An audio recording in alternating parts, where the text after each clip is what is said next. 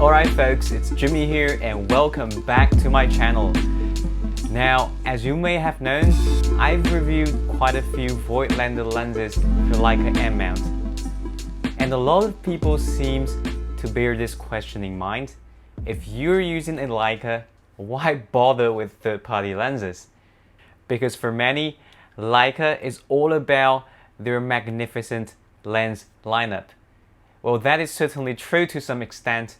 Third-party lenses certainly play a very important role when it comes to picking lenses for Leica rangefinders. Now, for one reason, Voigtlander has definitely offered us quite a few amazing lenses lately, such as the 35 and 50 Apple, and the 35 Ultron version 2, and 50 Nokton Classic version 2, which I have reviewed. And you might want to check them out if you're interested. But other than that, I believe a lot of people buy the Leica M camera just for their rangefinder experience, and they might not have that deep of a pocket. So after purchasing the body, they want a budget lens. And that's when third-party lenses like Voigtlander, Zeiss, TT Artisan or 7 Artisan comes into play. And another reason being, some people want that classic rendering of old Leica vintage lenses. But since the price of those Leica classic lenses has gone up quite a bit lately, such as the 35mm Summilux pre-aspherical and the 50 Summilux pre-aspherical. Now, a great replacement for those classic rendering Leica glass are the two Voigtlander classic lenses right here, which is the 40mm Nokton Classic and the 35mm Nokton Classic version 2. Now you can get the 40mm for approximately $300 to $400, while the 35mm version 1 will be in the same ballpark when it comes to price. And the version 2 has a $200 to $300 premium over the version 1. But they are still relatively cheap compared to other M mount lenses out there. Now the advantages of these two lenses are A, being very small, especially for their 1.4 apertures, and 2, because they maintained that classic lens design, so photos taken by them are often reminiscent of photos taken in the old film days. And a lot of people are fond of that rendering. Now, without further ado, let's take a closer look at these two lenses here.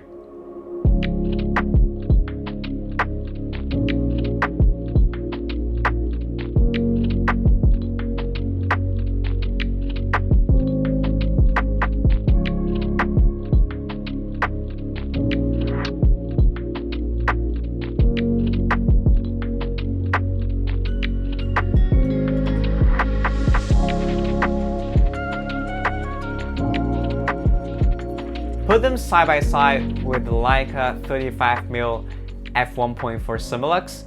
These two lenses are definitely much smaller, but when you hold them in your hand, they actually feel quite dense. So the build quality is definitely there. For example, the focus ring is super smooth on both of these two lenses, and the aperture ring has that nice clicky sound. So in terms of fit and finish, they're definitely on par with a dozen of my other Leica lenses. So next up, we're going to compare these two lenses against my Leica Summilux FLE, and also let's see if there are any difference between the single coated versus the multi-coated version of the Voigtlander Nokton Classic.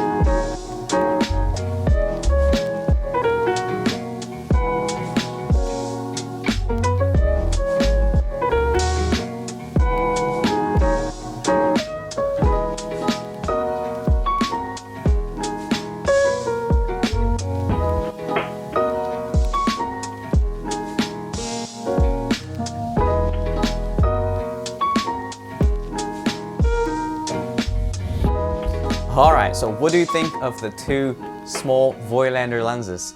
I think they performed reasonably well.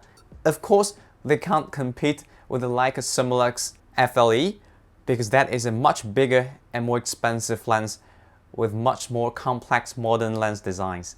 Now between the 40mm single coated versus the 35 multi-coated, honestly, I couldn't tell that much of a difference. Now I forgot to mention that the version 2 of the Nokton was created to solve focus shift problems. Now focus shift is when, for example, you set your focus at wide open and as you close down your aperture, your focus plane moves backward or forward.